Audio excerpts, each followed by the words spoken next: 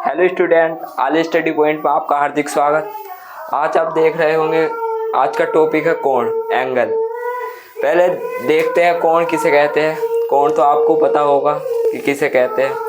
कोण जैसे कोई दो किरण आपस में मिलकर उभयनिष्ठ बिंदु बनाए और दो किरण का मिलकर आप उभयनिष्ठ बिंदु के बीच जो झुकाव होता है उसे कोण कहते हैं। जैसे डायग्राम से पता चलेगा कि ये एक किरण है दोनों और इनका उभयनिष्ठ बिंदु O है, तो इनका जो झुकाव है किरण का उसे ही कोण कहते हैं हम।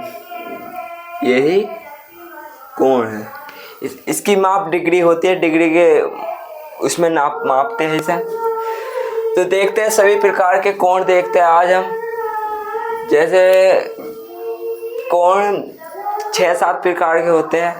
पहला कोण है न्यून कोण। न्यून कोण समझते हैं।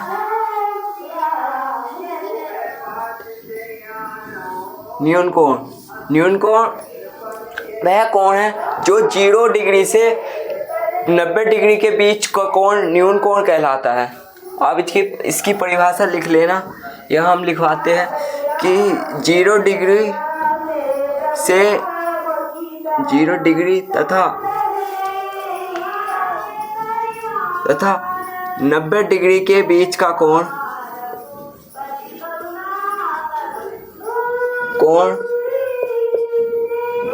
न्यून कोण कहलाता है।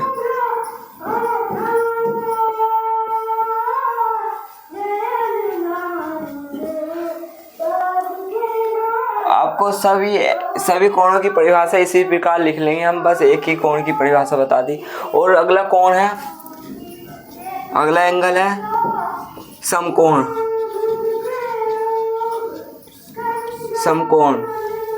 जिसे राइट एंगल कहते हैं, दिखे राइट एंगल इंग्लिश में। समकोण ये 90 डिग्री का होता है। 90 डिग्री के माप के कोण को हम समकोण कहते हैं। जैसे कोई संख्या एक दूसरे पर लंबवत है तो वो समकोण पर होगी। तो इसी प्रकार आप परिभाषा लिखना। तीसरा वो है अधिक कोण। अधिक कोण 90 और 180 के बीच का जो कोण है वो अधिक कोण कहलाता है। ये था 90 डिग्री का और ये 180 और 90 से 180 के बीच का,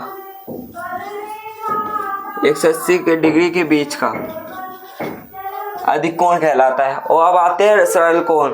सरल कोण जैसे ऋजु कोण, सरल रेखा, इनके डायग्राम भी आपको बनवाते हैं।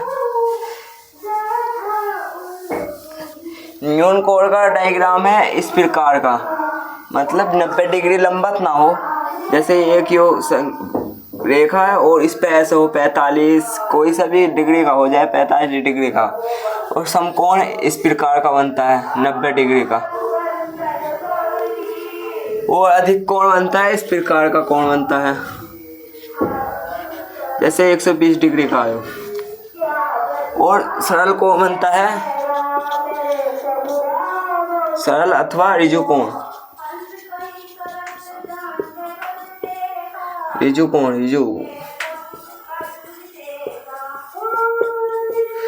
जैसे सरल रेखा एक 180 डिग्री की होती है। 180 डिग्री के कोण को ही सरल कोण कहते हैं। 180 डिग्री का जो भी आपने चंदा देखा होगा उस पर सिद्धि 180 की बनी रहती है, उसे सरल कोण कहते हैं। और एक होता है बृहत् कोण, जिसे कहते हैं परिवर्ती कोण। दो नाम है इनके, बृहत् कोण भी है, बृहत् कोण, परिवर्ती कोण भी कहते हैं। ये जैसे कोई यो रेखा है और इसके नीचे 180 और 365 के बीच का कोण बृहत् कोण कहलाता है। ऐसे इस प्रकार का, जैसे ये कोण होगा 270 डिग्री का मान लेते हैं, तो इस प्रकार के कोण को बृहत् कोण कहते हैं। अब इनसे अलावा 2 कोण और हैं, कोटिपूरक कोण और समपूरक कोण। तो उनके बारे में भी जानते हैं। कोटिपूरक क्या होते हैं और समपूरक क्या होते हैं। पहला है कोटिपूरक। कोटि पूरक को खाली पूरक कोण भी कहते हैं। कोटि पूरक कोण जिन दो कोणों का योग 90 डिग्री आ जाए वह एक दूसरे के कोटि पूरक होते हैं। जैसे 45 डिग्री और 45 डिग्री, ये आपस में कोटि पूरक कोण है। जिनका योग 90 डिग्री आ जाए, जिन दो कोणों का योग 90 डिग्री आ जाए वे आपस में एक दूसरे के कोटि पूरक होते हैं। इसी प्रकार इसकी परिभाषा लिख लेना। और अब आते हैं समपूरक कोण। समपूरक कोण है जैसे जिन दो कोणों का योग 180 आ जाए वे समपूरक कोण कहलाते हैं। जैसे कोई कोण है 130 और 130 50 डिग्री, तो ये आपस में समपूरक कोण है, दोनों एक दूसरे के समपूरक कोण है। इस समपूरक और कोटि पूरक का इनका मतलब है कि जब हमें एक कोण दिया हो 45 डिग्री, या आप दूसरा उदाहरण लेते हैं हम 60 डिग्री का कोण दिया हो तो 60 डिग्री का कोटि पूरक कोण निकालिए। तो 180 में से 60 वो कोटि पूरक है ना, 90 डिग्री में से 60 घटा दो तो इसका 60 डिग्री का कोटि पूरक कोण निकल जाएगा। मतलब इसका योग करने पर 190 डिग्री आ जाएगा, दोनों की एक दूसरे के जो कोटि पूरक कोण है। इसी प्रकार ये है समपूरक। जब कोई कोण दिया होगा 50 तो 180 में से इसका 50 का समपूरक कोण निकालना है तो 180 में से 50 घटा देंगे, इसका समपूरक कोण 130 आ जाएगा। इसी प्रकार सभी कोण के बारे में हमने बताया है।